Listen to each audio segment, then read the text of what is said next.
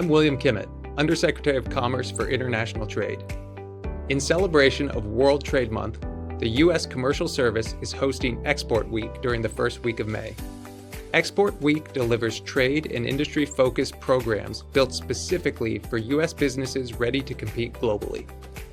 Whether you're new to exporting or a seasoned exporter, this week offers critical, forward-thinking strategies and trade resources to help you fast-track your global expansion and showcase American excellence around the world.